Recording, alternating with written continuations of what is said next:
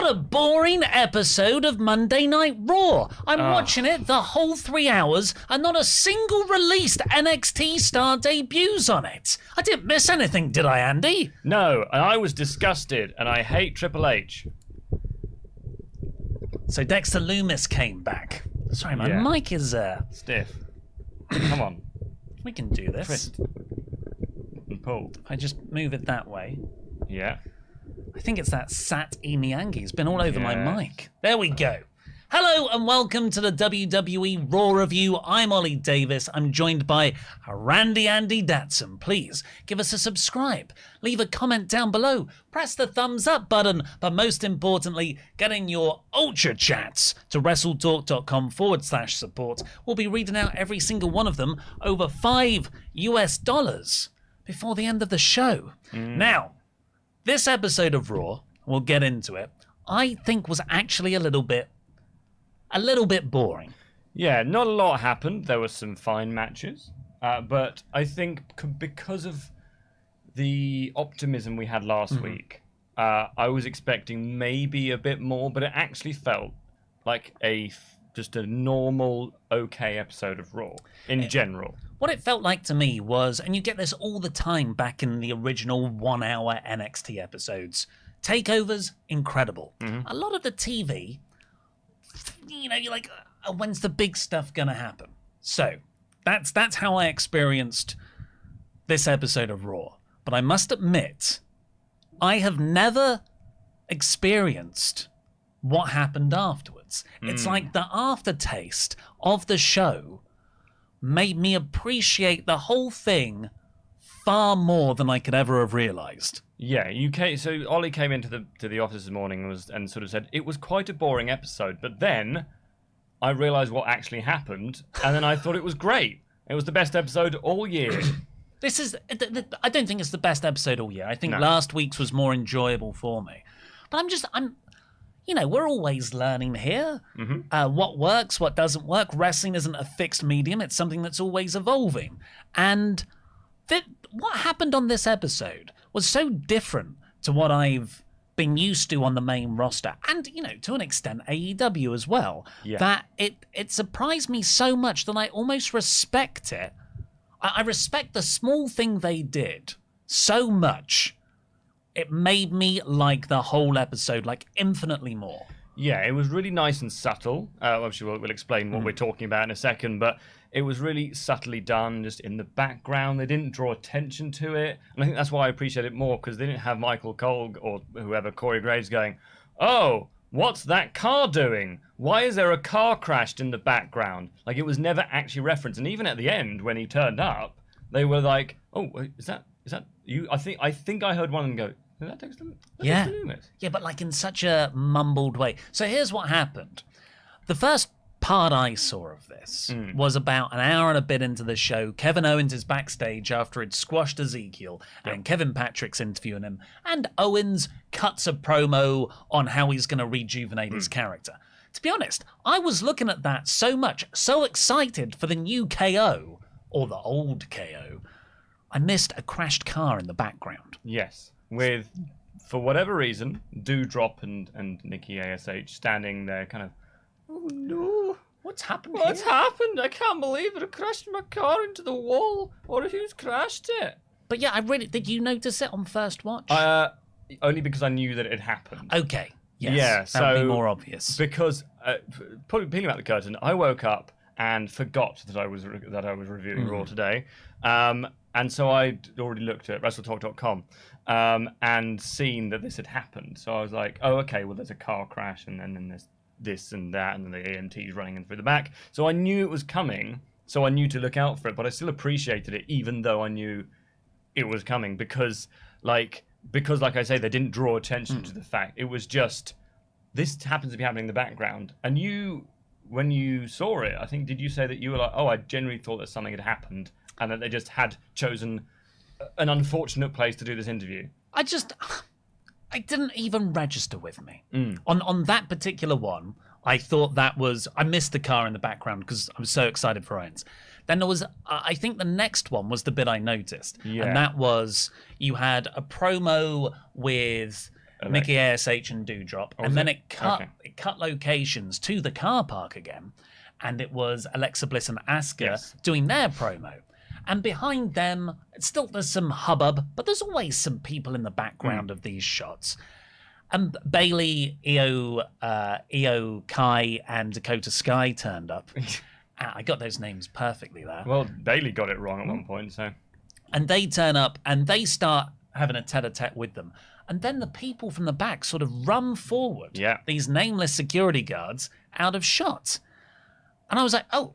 And the way everybody sold it was like that wasn't meant to happen. Yeah. And then they turned around and the camera picks up AJ Styles walking in for his match, which was the main event. So I was like, again, oh, okay, well, something's happened. I'll find out what it is afterwards. Yeah. But I'm not thinking it's a work at this point. No, and it's actually, it's nice that it was actually a story, because I don't know this for sure, but I feel like if Vince McMahon was trying to tell this story, there would have been a lot less subtle, a lot more obvious. And you probably just would have seen Dexter Lumis just keep walking in the back of shots, or Bayley would be doing a promo, and then they would walk off, and then you just have him in the background just staring. He'd like come out of a cupboard. Yeah. Or he'd be standing on the other side of the camera, and you go, well, he was there the entire time. How did you not notice him? Yeah, Bayley leaves the shot, and then Dexter just steps in and stares after her. And you're like, you're like 3 feet away from each other. You would pick up on that in the peripherals. Anyway, that all happens. And then there's a main event. It's The Miz versus AJ Styles in an ODQ match. Didn't really do anything for me. No. And then the AJ Styles wins. He's celebrating. And he just looks at something at ringside in the crowd, like near the front row. And there is just a hubbub of people and a dude with a hood on. Yeah. And then the camera came back to AJ and sort of went away from him. And I was like, oh, crap, it's like a fan's trying to run in again, like that whole Seth Rollins thing. I didn't really pick up on Corey Graves because he mumbles. I've listened to it back since, but Corey Graves does go, is that Dexter? Yeah. Is that Dexter Lumis? Yeah, and even the crowd, because I think they all didn't really know what was happening, because he had the hood up, and because like no one was referencing, AJ sort of looked at it, was like, what's going on over there? But he didn't actually do anything about it. So I think the crowd as well thought, but then the hood comes back, and then a few people go, oh my god, it's Dexter Lumis. Yeah, it does get a big pop. Like when I watched it back afterwards, the hood comes up, he's pulled back, he's quite a way away, but you can see it is Dexter Lumis's face. I wouldn't have known that without. No, and the crowd popped. Mayor of Painesville Dan, as we know, is Dexter Lumis is one of his favorite wrestlers, and he is particularly excited about this. The first news of this, because I think last week he did an interview and said, oh, I'm still in contact with Triple H and Shawn Michaels a lot. We get on very well. And then yesterday, Shawn, as usual, reported on Fightful Select that they were thinking, or they were at least there was at least plans in place to maybe reach out to Dexter Lumis. And as we saw on Friday when Shawn said, oh, they might be reaching out to Karrion Kross, Dexter Lumis returns a few hours later. And I know Dan's very excited about this. And I think people are very excited about it because it looks like they are returning to the kind of serial killer, like stalker, psychopath. Which is the gimmick he had when he first joined, and it's not the one that he last had, which was the kind of I'm a bit weird, I'm a bit creepy, and I marry Indy Hartwell. Yeah. As fun as that wedding was, that's not the best version of him. No, and I did message Dan to say what is it exactly that you like, and I don't know if he's actually replied. He hasn't, I'm afraid. But if we do get a reply from Dan, because while I get that it's an unusual and it's a sort of different gimmick for WWE, I don't get why he'd be so obsessed with him. Yeah, so Dexter Lumis is a character. It's a great presentation, it's a great idea, but so was The Fiend. And the problem with The Fiend is as soon as you get a feud around him, it does not work well for the other person. It's very difficult to book The Fiend in an actual wrestling match. These are characters designed for movies. Yes.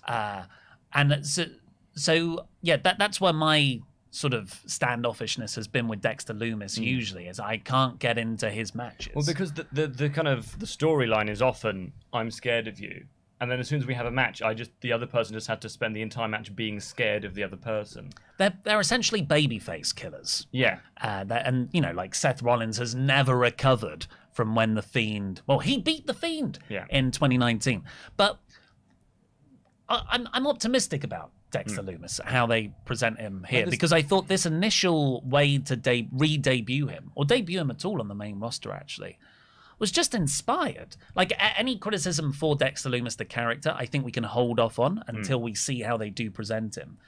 But this is a first way to do it. It's amazing. Yeah. And there's got to be a reason as well that they picked him specifically, because there are so many people who were released over the last few years by the kind of Vince McMahon regime. But for them to be like, we want Karrion Kross, Dakota Kai, and we want Dexter Lumis. They may well have reached out to other people and they've gone either yes or no, or yeah, I can do, but a bit later. I can tell you why it's those people. Because they haven't gone to AEW yet. True. And they are legally available. But there are still a lot of people who haven't gone to AEW yet. So Johnny Gargano, obviously. I think he's coming in, though. There were a few teasers on this episode. Yeah, there are loads. But probably later. Yeah. Banks and Naomi, they're probably coming in later. But who else, really? Authors of Pain? No, but I don't know, like Braun Strowman, Braun, someone like Fiend, that. Yeah, Nia just Jax. There are a bunch of people who I would have, if you'd said, who are the first 10 people Triple H is going to sign, I think I probably would have got to Dexter Lumis at about 57. Because I would have just gone through all the main roster guys who I am more kind of aware of. Like, I didn't really watch NXT when Dexter Lumis was doing his thing, because it was really all in the NXT 2.0 era of stuff, which is when he slowly also became the more comedy character and just kind of a weirdo rather than an actual threat. So, good for him, but I don't know. I don't quite down on this. This is one of the best pieces of storytelling I've seen in years. Good storytelling, but I just worry it's like you say, it's going to become the Fiend where, like, oh, he wears black gloves and he's a bit creepy. And will he just end up being a creep and he just sort of follows the female superstars around? Or, I mean, it feels like a very mid-card gimmick. Most likely. But we're in uncharted waters. We don't know what's going to happen. Does that not make you excited? No, it does. It does, but I'm just, like last week, I think we were very optimistic that Raw was going to be a completely different show. I don't think it is going to be a completely different show. I think it's going to have differences, and we've seen lots of differences, but I think generally this is a kind of episode of Raw that we should kind of get accustomed to, where it's got better storytelling and probably the average of match quality is higher. The promo quality is higher. Yeah, but I don't know. I don't know. I'm just being a bit wary because I don't know if this gimmick can ever really work in a week-to-week story-based TV show. Well, let's see what everybody thinks on the Ultrachats. Please do keep getting them in at WrestleTalk.com/support. We've had one from the Mayor of Painesville, Dan.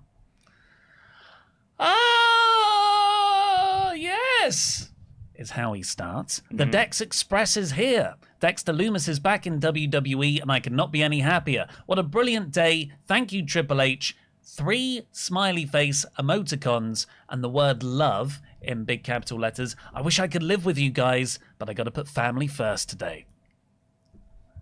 Well, good. I'm so glad, Dan, that one of your favourites is back. Dan's favourites are Goldust, yes, Dexter Lumis, and Brian Myers. It's important to get that out, because some people might not be really aware of Dexter Lumis.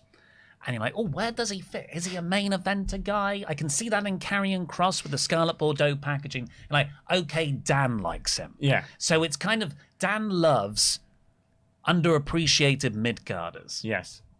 It's a lot. Like, he has been really, really excited at the prospect of Dexter coming back. So I wish I could be that excited. I'm happy for Dan. Yes. Well done.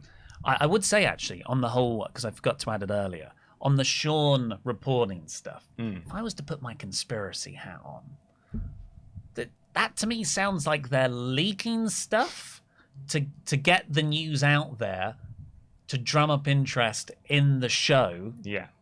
So people watch the show because they think someone's going to Well, I mean, return. Sean quite openly made reference to it yesterday, which is that the reason that he posts saying, I'm going to be having this news in about an hour, is that if he posts it, because he needs to drum up a bit of interest in his reports, because at the moment he posts it, it's on Squared Circle, and it's all over Twitter, and I think WWE knows that at this point. Yeah. So Squared Circle has, I don't know, 500,000. Obviously not going to reach that many people, but it's got 500,000 potential eyes on it. And then you've got Twitter, and you've got Facebook, which within 5 minutes of Sean reporting it, it's going to be all over there. So yeah, there may well be a little bit of that saying, oh, by the way, who is Sean's source? Oh, it's me. Okay, can you tell him this? It's a fascinating way for wrestling to intersect with social media and really start working social media, as opposed to what I feel like has been the case of playing catch up to social media for years and years and years. Because not only that, as a way to promote the show, but this was an angle to specifically drive people to find out what just happened. Who was that? That's the first thing I did. I went to Twitter. And very few things take me to Twitter because I don't like it as a place. Yes. But I went to Twitter to see if anyone else had posted it, and they had. WWE had. Yeah. Oh, here's a big picture of Dexter Lumis's face being dragged out by police. I can't believe he's here. It's extraordinary stuff. Double L Liam Leonard says Dexter's storyline is so subtle at the start, and that hasn't happened on Raw for a very long time. Another thing, I had my second match on Saturday. Shout out to Devon West for his help with the match. We'll send you a video as soon as I can. Yes. Jam that jam. Do Awesome it. to hear. That's a good point.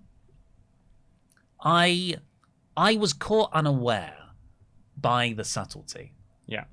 because I wasn't looking for the stuff in the background, because that's not what WWE have done for 20 years. No, well, unless it's a ginger guy who walks in the background and was like, is that Eric Rowan? As a mistake. Yeah.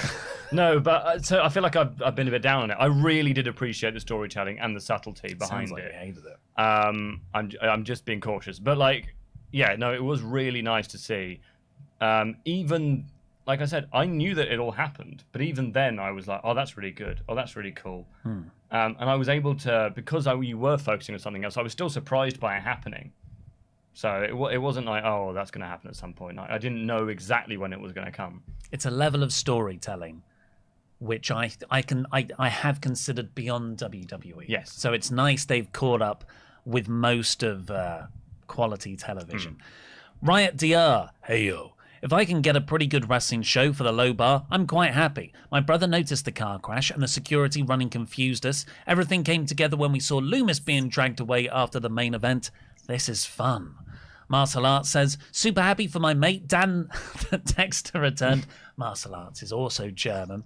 My serious question, should I start watching Raw again? One of the reasons I quit was because with all the pacing and replays, it felt like wasted time. Is it overall more enjoyable? Apples. There are still a lot of replays. But nowhere near as many. No. I think the pacing issues have been, they're a lot better. They are still there though.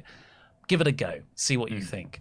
And finally for now, Nina Gabner. People have always been fascinated with serial killers. Young girls got a kick out of going to Ted Bundy's trial knowing he had killed over 100 young women. That fascination has become bigger with Netflix docs about killers. WWE is jumping on that trend. Not to defend Ted Bundy, but he didn't kill nearly that many people. It was considerably less. It was about, I think it was like 14, 15, Yeah. which is still way too many. Yeah. We're not saying anything like, but Yeah. yes, you've attributed too many people to that serial killer. Don't turn Ted Bunting to Ted Bunty. Don't turn Ted Bunting into something he isn't. Yeah. But he's still a serial killer. Yeah, He's not as prolific. No. Yeah, don't give him credit for something he hasn't done. Do you think we're going to get a true crime WWE Network series? On Dexter Lumis. Only if he actually does something. I think that's probably, like how The Fiend arguably works better in a cinematic match style. Maybe Dexter Lumis in a sort of scripted reality Here's show. an idea. Dexter Lumis can have therapy for just weeks and weeks and weeks and weeks. Yeah. And then he can get a doll. Mm-hmm. I think that could work. Supernatural powers? Yeah, supernatural powers where he can click and disappear. Right, so keep on sending in your Ultrachats to WrestleTalk.com/support. We'll read out every single one at over $5 before the end of the show. Let's get in with the full play-by-play, which opened up with Bayley, Io Sky, and Dakota Kai. They came down. So I don't think they're officially called Control yet, but they say Control a lot. They have, but they have. At no point have I actually seen them, because it feels like this is the sort of thing that WWE would post on social media, which is, oh, the Control are here, or they post a big picture of them and like they are the Control. That's sort of not very subtle WWE stuff. But yeah, I think they're just. I mean, Kai and Sky, are they called Kai Sky now or something? I think they're just called Io Sky and Dakota Kai. Okay, so they haven't got a tag team name, but they are a tag team. But yeah. Because I do feel like they're quite a disparate bunch of people. You know, like how the Riot Squad was a hodgepodge? Yes. I think you then need to do as much work as possible to make them feel more coherent. Yeah, because so give them a faction. They are three ready-made singles stars. And so they aren't, I guess, not saying they're not natural tag team stars, but like 3 weeks ago before this all happened, if you said, oh, you would never call any of those three people a tag team. Yeah, if you pitch to me, oh, I'm going to put Bayley, Io Sky, and Dakota Kai in a faction, I'd just go, why? Why? Yeah, why are you doing Io that? Sky is so good. Dakota Kai is so good. They don't need to do that, but I guess it's nice. It's nice that it's a faction. I think that maybe Triple H just thought that the way that Dakota Kai just disappeared off because she was released, Io Sky hasn't probably had the push a lot of people expected. In NXT, obviously she did win the title once, but to put them with Bayley, I think was still a smart idea. It's a way to get them over using Bayley's star power. So they came out, they cut a promo on Becky and Bianca, effectively saying, well, the women's division's been a bit rubbish, hasn't it? Yeah. Becky wearing stupid costumes every week. We're back to bring hunger to the women's division. This was obviously not as scripted as usual. It felt so much better, as did all the promos on the show. And then Bayley said Dakota Sky. Yes, she said, I know I said Dakota. I know I said it wrong, you idiots. I knew you were going to correct me.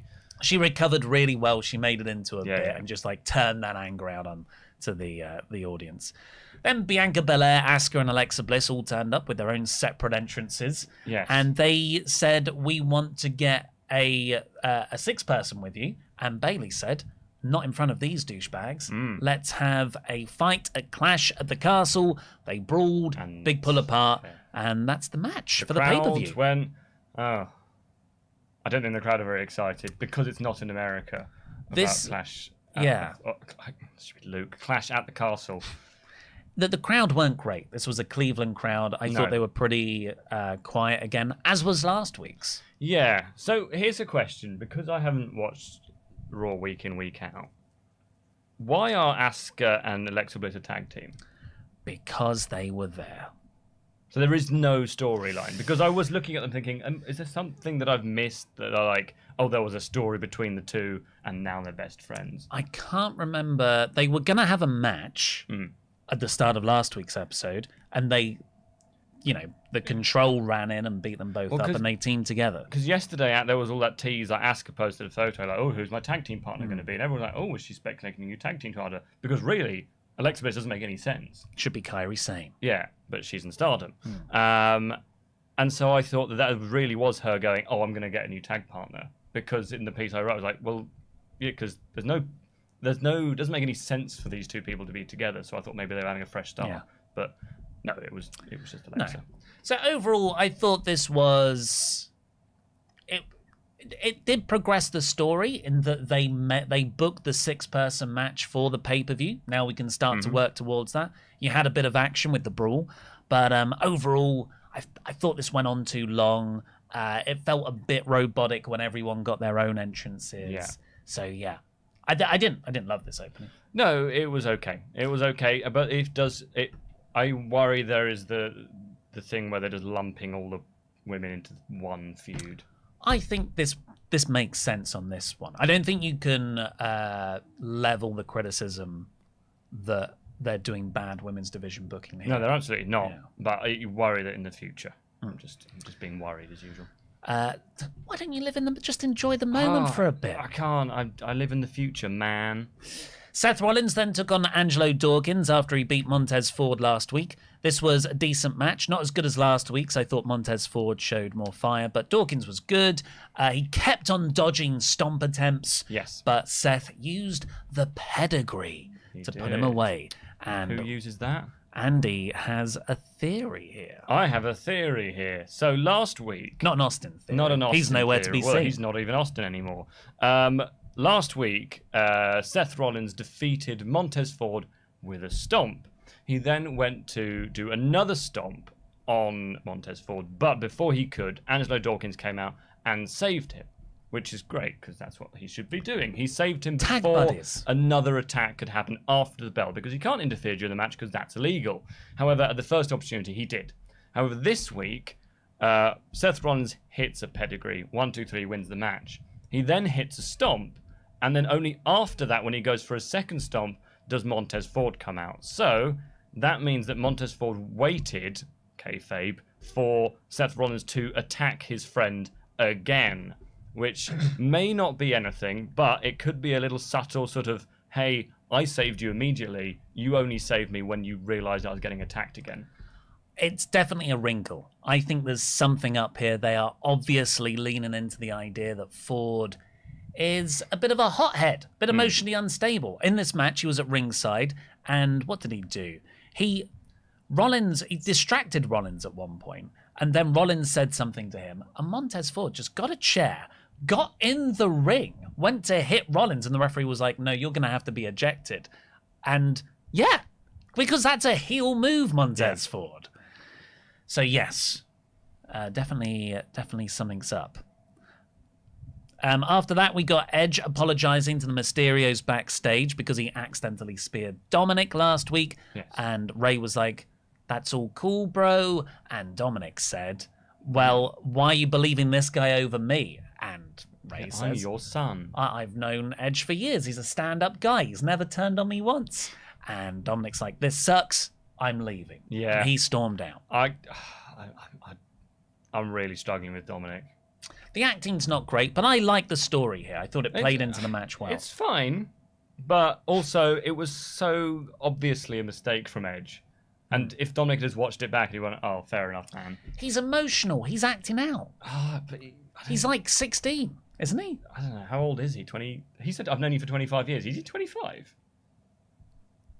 Who knows? I think he's early 20s. Yeah. Well, it's fine. I just don't really... it's gonna take a while for me to be sold on Dominic, I think. Miz and Ciampa got a promo backstage. Ciampa dedicated his win to Harley Race. Yes, which is an interesting thing to do when you're booked to lose. Yeah. But when he said that, I was like, oh man, he's going to win then. Yeah. So it's a little, I guess, a good bit of booking to add some unpredictability there. Yeah. Ezekiel is already in the ring. He didn't get an entrance. Yes. And Kevin Owens gets an entrance. He comes out. Bell rings. Owens goes right for him, throws him outside, throws him hard into the announcer's desk, and then pop-up powerbomb on the ring apron. Which is what he used to do. Not as a setup spot, not to throw him into the ring again. Kevin Owens just watched as a medical team came down and stretchered Ezekiel off. But I guess it's just a no finish because there was no bell. The referee didn't say stop. No, you ring the bell. I guess it's just it's a no contest because it was so brutal. And yeah, I miss that is a match ender because remember when it took Sami Zayn out for months because he got hit by that. So it's nice that it feels like they are returning. And if Kevin Owens is someone that I know, I was just going to say, poor Ezekiel. Oh, right, finally coming back and then written off for a few months. Well, what's his face? Elias can come back with a bid. Yeah. That won't undermine this. No, Kevin Owens is someone who I think is going to thrive under Triple H because he is a Triple H man, and I'm really excited to actually finally get proper Kevin Owens. I would say he's one of the first success Triple H stories, along with Seth Rollins, but Seth Rollins still feels like a Shield success. Yeah. Owens, he was like the first guy from that super hot 2015 NXT, came up, had the stuff with Cena, and then even when he became Universal Champion, that was Triple H pedigreeing Seth on Raw for Kevin Owens to win. This was all about Owens resetting his character. Later on, he also got a promo backstage, which is when we saw the crashed car, where he said, Ezekiel doesn't know who he is. I do. And I'm going to remind everyone, now there's more interest on this show, that this is the Kevin Owens show. No, really good. So that, like I said in my review, the Lumis stuff was really well done. But this is actually the thing that's got me the most excited. Because while there's a question mark over where Lumis goes from here, is that a good thing? Kevin Owens, I very much know he can be excellent if booked seriously. Yeah, and he is a bona fide main event star, which is why I'm excited about this. He could quite easily be, if they're not going to give him the WWE title, then he could quite easily be the next challenger for Bobby Lashley. After that, we got Finn Balor versus Rey Mysterio. I thought this was a great match. Yeah, well, we had Finn coming out first and saying, I'm not scared because fear isn't real. And then he said Rey Mysterio is going to find out that I am fear, which didn't make any sense. Yeah, it is. He said fear's not real and I'm fear, which means that I'm not real. Yeah. That doesn't make whatever. It's fine. I still don't like Finn in trousers. I think it looks weird. But it's gonna Damian Priest versus Edge next week was also announced during this in Toronto, which is Toronto. Edge's. Is he from there? It's Canada. He's from Canada. It's Canada. So Priest said he's going to beat him in his hometown. Ooh. Yeah. I wouldn't mind that. What, Priest winning? Yeah, Priest going over. It's like MJF beating Punk in Chicago. Yeah, I don't see it. I don't see it happening. I think Edge is like... Edge feels now like the sort of head of the Mysterio family. And therefore, he won't lose to the second in command. Yeah. This was a really good match. It started off slow, but I thought in a nice way. It was building. It went through, I think, a couple of commercial breaks. Edge, I mean, it's Rey and Balor. They work terrifically together. And you've got this extra drama with Priest at ringside. Yep. Edge runs down at one point because Priest was getting involved and Dominic had stormed off, so he wasn't going to help. Edge and Priest brawl off into the crowd. And then, just as Rey is about to win... Rhea Ripley walks onto the top of the stage with Dominic. Floppy Dominic on her shoulder. The floppiest of Dom. Yeah. But I'm sure he was not not floppy everywhere. No. He had little smears of blood over him, which, blood. Yeah. Didn't look real, but it was blood. No, and they haven't black and whited those photos. A torn shirt, and that was enough for Rey to get distracted. A ball gag in his mouth. Screaming mummy. He had a whip, yeah. And Balor got the win. Yeah, Dom, as I said, Dom is actually sub. Yeah, no, it was a good match. I like that Rhea Ripley is kind of...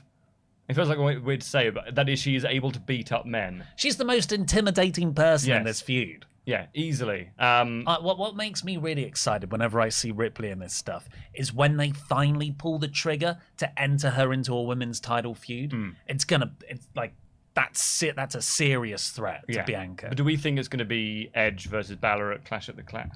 Luke keeps saying Clash of Clans. We know it's not, but it's in my head.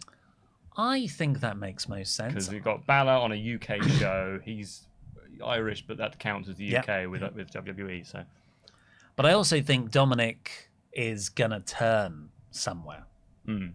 So I don't know how that plays into. I think so that too. Forever. No, I think so too, and I think this is him going like, Daddy, I can't believe you're trusting your friend over your son. Yeah, and that felt like a real kind of okay, it's coming. After that, we got the first match in the vacant women's tag team title tournament. I didn't write down all the teams here, but the first match was Dakota Kai and Io Sky, versus Dana Brooke and Tamina. I mean, can you think of a less charismatic team in all of wrestling? Look, it's a new day, yes it is. let's give everybody a chance. Yes, but it's not Tamina. So everybody gets a chance. I'm all behind this. But actually, I think there's an argument to not give everybody a chance. This tournament did not need 8 teams. This could have been a 4-team tournament. Yeah. I suppose if you're trying to fill numbers. But if you're doing for the first match, not just the first match of the tournament, but the first match with Sky and Kai together, like they need to just run through a team, look really impressive. But what we got was, a 5-10 minute, actually relatively competitive match. I honestly don't think there is anything that either Dana Brooke or Tamina could do or could be booked to do that would make me excited for anything they do. Yeah. Because Dana Brooke seems to think that doing a handspring is a personality trait, because that's all she does. And Tamina is just like, it's Tamina, isn't it? She's been here for a while, and she is... The Natalia argument. She is strong. She has the worst frog splash of any human. Yeah, I don't enjoy watching them wrestle. No. But at the same time, like even if I put that to one side, they have been booked... genuine. This is literal.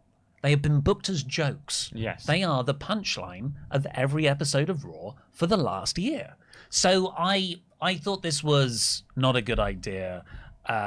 Bayley even had to kind of get involved to lead to the finish. Yeah. I think this would have been far, far better if Sky and Kai just won really quickly. Yeah.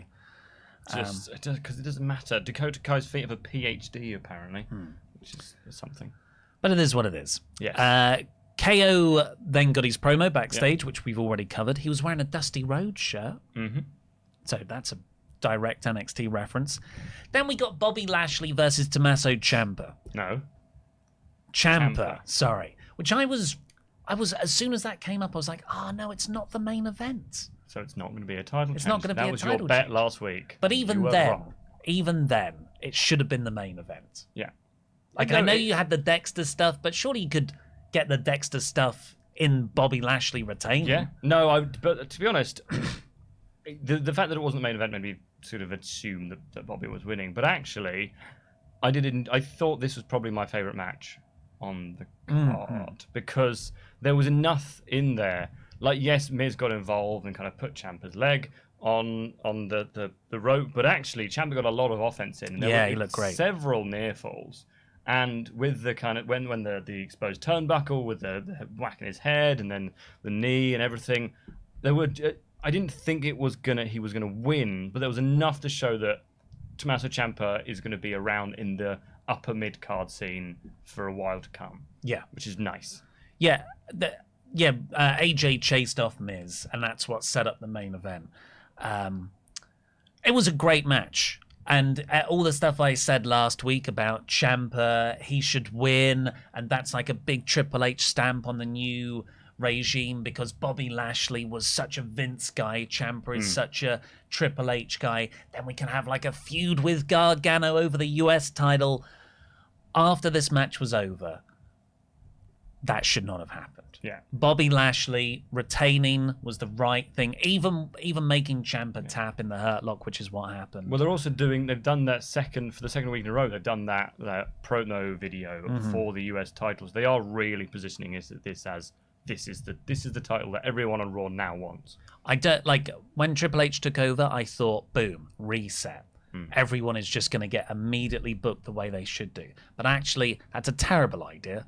And you have Bobby Lashley is so over as the US champion. Do you remember like those reactions he was getting at SummerSlam? That they followed him around. I'm so happy for him.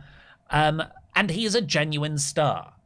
Ciampa, as much as I love him, has not been presented that way enough for the audience to buy him. And if he beat Lashley here, that would have prompted a bit of not a backlash, but a bit of like reaction to casual mainstream fans. But like you say, Bobby Lashley was one of few people who actually got this crowd excited. And another one was, I thought, Bianca Belair's reception was massive.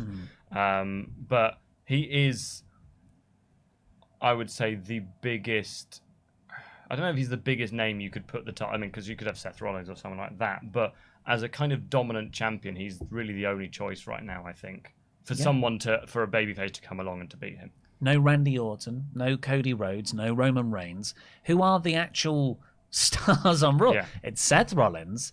It's Bobby Lashley. Becky Lynch is injured. It's Bianca Belair. It's going to take weeks now to build up someone like Kevin Owens to feel like he can actually challenge for it. Yeah. But yeah, this was a really good match. I thought Ciampa looked great off the back of it. Bobby Lashley looked really good as well. Yeah. Like he kept kicking out at the end, and it wasn't like a frustrating, they're booking him too strong way. It was really, really genuinely dramatic. And very good. Ciampa was a smart smart heel as well. Yes. Sucks for Harley Race. Yes. Omos. Omos and MVP were shown backstage. Miz and AJ were brawling backstage. And then we got Omos coming out, and he beat two jobbers in a 2-on-1 handicap match. Andrea something and Spencer something. Yeah. Yeah, whatever. I don't care about Omos. Honestly, I'd rather he wasn't on the show at all. Mm-hmm. I don't want him not to have a job, but I don't think he fits on this show. It doesn't work in the ring. He's not getting over for me. It's been a year and a half now. Yeah, be an enforcer. Yeah, if anything. But yeah, this was the first appearance of him in the Triple H regime. There was a lot of question marks over what about these traditionally Vince guys, these Vince projects. What's going to happen to them? Turns out, exactly the same thing. Yes. Well, there was a report this week from Sean again that stars like Omos are having meetings one-on-one with Triple H to kind of go through, look, I know you're on TV a lot with Vince, but it is me now, but this is what I'm sort of imagining with you. And I guess it was just, do you want to do what you were doing before? I read quite a nice, I think it was a comment on one of our videos today. And yeah, I don't want to get sucked into fantasy booking again, but give Omos a few weeks of wins, then have him go up against Dijak. Rebranded, the T-Bar rebranded. And then Dijak beats him and presses him over his head or does something ridiculous. Well, like there was a report yesterday, wasn't it, that there are talks of rebranding Slap Twat. What was his name? No, sorry. Yeah, no, that's it. He's not Slapjack, is he? No, he's T-Bar. Yeah, he's T-Bar. Slapjack was Shane Thorne. Yeah, Shane Thorne. Yeah. Then Mace you had Mace. Is still Masse or whatever. And Reckoning. Reckoning was Mia Yim, and Retribution was Mercedes Martinez. Yes. And Mustafa Ali was Mustafa Ali. And the faction was called Retribution. No, someone wasn't called Retribution. Oh no, she was Retaliation. She was Retaliation. Sorry. Well, what's your first album called? Retaliation also. Retribution. Jesus Christ. Seth Rollins did a interview with Kevin Patrick backstage because they announced for next week an exclusive Riddle interview. I like this. Seth Rollins really knows how annoying that is. Yeah. He does it a lot. Seth said, I don't care about the Riddle interview. I'm done with Riddle, and Riddle is only good at flushing his potential down the toilet. Yeah. Just ask Dana White, UFC guy. Yeah, and he's just going to come back and say bro and man and dude and stuff. Did some good impressions of Riddle. Yeah. I thought this was a very good promo, and I like how they're pacing out this Seth Riddle feud. Yeah. If you take it from SummerSlam when they had that angle, the Street Profits matches who are friends with Riddle and Seth beats them, and there's the Street Profits have their own thing going on. There's a Riddle interview next week. And Riddle isn't injured. This isn't something forced upon them. Yeah. Someone is actually being kept out to sell an injury. I really like this. Yeah, really good. Chad Gable then took on hometown boy Dolph Ziggler, although I do think he was billed from Hollywood. Yeah, but he's not. He is from Cleveland. Yes. But he hails from Hollywood now. Yeah, which is dumb. Why wouldn't you? Should probably announce, like, everyone in the crowd knows. Yeah. But you should probably get that pop of from Cleveland, Ohio. Yeah, it's right there. Yeah, no, it was fine. It was a lot of technical wrestling, quick technical wrestling, which is what I prefer. I mean, you can't not the kind of crap stuff that Zack Sabre Jr. does. Don't mean that. But yeah, it was fine. Gable got 85% of it, and then Ziggler won with a super kick. Yeah, this was a fine match, but this was what I really liked about the 2 episodes we've had of Raw so far. pretty much all the matches felt like they had something proper on the line. There were stakes to it. This just didn't do anything for me. If you want to give Ziggler a win in his hometown, don't just feed him Chad Gable, because Chad Gable is better than that. Yeah, I didn't think this was... Because after the Lashley Ciampa match, which was sort of at the end of the second hour, it was a boring last hour. It's like, well, what's happening now? Yeah. Okay, we're getting that Miz AJ match. There's the Omos squash. I thought it was pretty poor for a final bit. But then you got the Lumis stuff. Yeah. And yeah, the main event was Miz versus AJ, no DQ match. Not really much happened. It wasn't a great match. It wasn't really a no DQ. It sort of felt like a bit like, referee won't kind of disqualify you for weapons, but it was a bit tame. It was mostly kendo sticks, and Miz threw a chair at AJ's phenomenal forearm. That was cool. Which did look cool. I liked that. And Ciampa got pushed through a table. But I can't buy the Miz in a no DQ match, because even his kendo stick hits just look like he's not trying to hurt you. I thought if they were going to do this, you needed to have a crazy, fun, bonkers, hardcore match. Not with loads of blood and stuff, but a bunch of stupid spots. Yeah. No, there was the... I know with the Lumis reveal, that would have not worked with that, but in that case, make Lashley and Ciampa the main event of the show. Yeah, there was like AJ being thrown over. That was quite cool. Off the table into the crowd and stuff. That was fun, but this didn't feel like a main event, because... I cared a lot more about Ciampa, and if you'd made even if Ciampa had lost, but you'd made it the main event, I would have been not much more excited about it. Whereas this just kind of, I feel like this would have been better placed as well, kind of midway through the show, to kind of get people perked up, a few weapons, tables, But despite all that, the Lumis thing happened. I was confused. Then I went online, realized what happened, and was incredibly excited by the whole show. So overall, I gave this a 75%. I would have given it, on your scale, probably a 68. Yeah, well, we're not far off. 69 or a 70, something around that. I gave it a 3.6, and you're giving it a 3.5. I would have given 3.4, 3.5. Let's have a vote. I don't know if we've got the functionality to do that, but if you can put up a poll in the chat and everyone can have their opinions as well. I imagine we'll get 4 out of 4 because it's Triple H. Yes. We do still like Triple H, and we're still very excited for what he's going to do.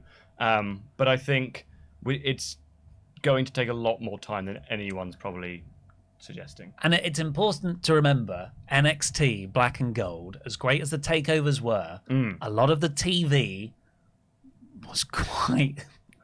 Boring's not the right word, but it was mostly just standard, but like someone said earlier, hey, if this is the standard, that's fine by me. Yes. Because the standard before was like 40%. And an amazing show would be something that mildly hopped over the expectations bar. Yes, before we get on with your Ultra Chats, let's just say thank you to our wonderful $25 Pledgehammers on Patreon. Is that the music I hear? It is. Thank you. Oh, hi, that Danish Mark. Shield Maiden, the Zornice. Will, the MS Warrior Stewart. Brackets, insert here to AEW confirmed. Aaron Aharan. Smitten, Aaron Smith. The Baker, Adam Cakebread. Is that a real name? The Machine Gun, Alex Anderson. The True Alpha Wolf. Not Eugene, Andrew Dinsmore. Arian Schifra, The Boozerweights. And finally, the Schrock Master, Austin Schrock. Thank you very much, everybody. If you want your own shout out, go over to patreon.com/WrestleTalk. There's loads of bonus things on there, loads of exclusive podcasts, and we're recording a new one tomorrow. The first episode of WrestleTalk behind the scenes. So not just a chat about what we're into, but the inner workings of WrestleTalk. It's going to be me, Luke, Tempest, and Pete. And we'll probably talk about getting Tempest over to the UK. Is it a revolving cast? Because that does sound like fun. Yeah, probably. Yes. Is the music still playing? And the music. Right, your Ultrachats, last call for those, WrestleTalk.com/support. Start Recording says, hey guys, 2 questions for you. Do you think we'll see the return of Dijakovic? I think the feast your eyes thing would get over with the main roster crowds. Also, do you think Tegan Nox could show up at Clash at the Castle if she's not signed anywhere else? I think that's a fantastic idea to bring back Tegan Nox, because she is actually Welsh and it is in Wales. So I think that could really work for... I don't know how much of the crowd will actually be Welsh, but there will be... no Tegan Nox. Yes. I think you'll have a lot of British wrestling fans who would have seen her in What Culture. I think it would be smart to bring Tegan Nox back, and I think it'd be great. It'd be perfect for her as well, because it'd put her so over in her first match or return. And we've already covered Dijakovic, we think, yes. Start Recording again. One possible match I'm very, very hyped for is Bobby Lashley versus Gunther. Oh, yes. Do you think they'll both be champions by Survivor Series so they could do a champion versus champion match? I hope so. Oh, my God. That would be beefy. Yes. Meaty. Yeah, usually I don't like champion versus, but that's genuinely one I want to see. Yeah. Matt Hennessy. I really liked last night's Raw, and while he didn't return, there were several references made to Gargano. In the US title match, Ciampa put on the Gargano escape, and Corey said, if you want something done, do it yourself, aka DIY. Yes. This is less subtle, but it's still okay, because I think everyone knows it's almost certainly going to happen, but I don't think anyone knows when it's going to happen. Yeah, which is good. We're ready. Matt Hennessy again. WWE are giving Gargano the Cody treatment, where they tease and reference him, with Sean Ross Sapp breaking the news that HBK was tasked with contacting Johnny for a WWE return, and WWE teasing it similar to how they did with Cody. I think he has re-signed with WWE. He may well have done, and I think it really is a matter of time. I think he's the sort of person you would bring back during a pay-per-view show, a premium live event. I just don't know which one you would bring back at. Or the show after the pay-per-view. Yeah. So maybe the Raw after Clash at the Castle. Because you're going to have, like, if I've got my WWE Triple H hat on, All Out is on the Sunday. Yeah. And, that's going to be an excellent show.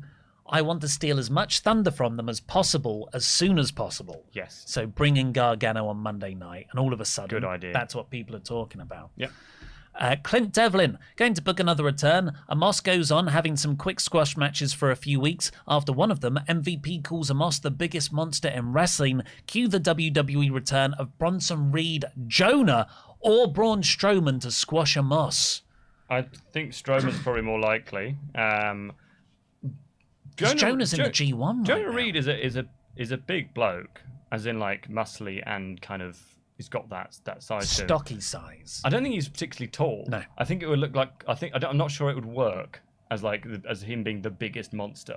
Like he can just be an effective kind of mid-card monster, but I can't see him being a guy to beat Omos. I think Jonah is also with New Japan. It seems for quite a while, whereas Braun Strowman is a free agent. Nathan Portwoman. He's controlling his narrative. Oh, that's a good point. Watched Raw for the first time in 2 years. Don't think it was worth missing my reruns of Justice League Unlimited. Great wrestling, not worth 3 hours of my time. The third hour is killer. Dana must worship the many-faced god. Have a great Tuesday, guys.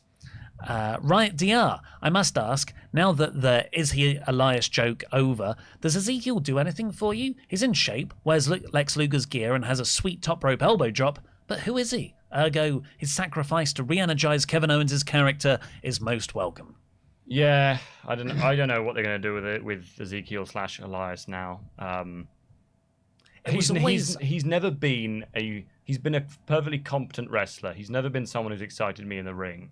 So he's always been a character wrestler for me, but I don't know what they're going to do with him. But at least his Drifter persona, his Elias persona, had the really good gimmick of the guitar and all that. Whereas Ezekiel's character is a one joke thing. Yeah. And the joke has now been told. Yeah. I honestly wouldn't mind if they just went, Elias is back. Yeah. And everyone went, and he just was like, oh man, I'm so sorry, I've been lost for so long. Did anything happen while I was away? And then you just have him turn up one day and just crap on the crowd, which is what he's best at, and then get beaten up. I can't even remember Who Wants to Walk with Elias. And he just does that, and he sings a song about his brother getting beaten up. And he never liked him. Yeah. And now he's here to kick some ass. Yeah, exactly. Perfect. Right, Dominic Mysterio, Theory, and Bron Breakker were all born in the same year. Wow. From what I am witnessing, NXT does wonders. Dom needs to figure out who he is other than just Rey Mysterio's kid. By the way, totally knew Rhea would wreck him after his tantrum. I also think he needs to work on just the way he presents himself. I don't think Dom has a very good look, almost. I know it's quite sort of shallow of me to say that, but I don't think he looks like a pro wrestler right now. He's got quite a pudding baby face, baby face. Oh, and baby faces have historically done nothing in wrestling, have they? But people with an actual baby face. Yeah. He looks like a big child. And I think there's something needs to change with his just general presentation. Well, if he becomes goth teenager and joins Judgment Day, maybe that will do it. Possibly. Finn Brennan, I think I might start watching WWE again. I'm excited about the future for once. See you guys in London next month. Love, the Findicator. Yes. Of course. At Clash at the Castle, we are hosting a live watch-along party in London. That sounds fun. The link is in the video description below. Go get your tickets now. They're selling fast. They are selling We've fast. already sold over half of them. So very exciting. I'll hot tag to you for the remainder. So the final 5 for now. Charles Berg says, so one time I was given the compliment of, oh, you're actually pretty handsome. That was the worst compliment I've ever received. But that, of course, was until Andy, sweet, rare, lucid Andy, gave me the compliment of, you're a soda mountain. I did say that. What does that mean? Well, Berg is Swedish or Berg is Swedish for mountain. Charles, why did I say soda mountain? Well, yeah, I'm glad that I could help, but I honestly cannot remember why. Charles continues. Oh, I think it's only fair that I give you a bad compliment. Don't you agree? Wait for Andy to say something. Wait for Andy to say something. It doesn't matter if you agree. Andy is very trustworthy and good person, but it's not because of his weak body or poor posture. He's just kind. I do have a terrible posture. My physio keeps straightening me up. Ollie, Rainbow Snack says, Ollie, I made the same joke you made about Dominic in the Discord server a few days ago, and multiple people shamed me for the horniness.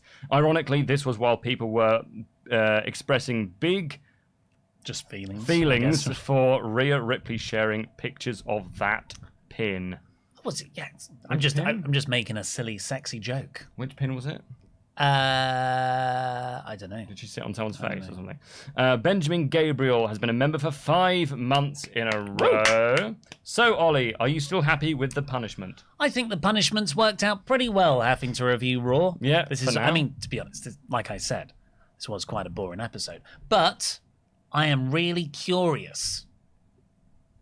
And O2 Tanker says, "Who are we? Andy fans. What do we like? Puns. How are we called? Fandies. Looks like I'll go back to watching Raw so that I can be in awe."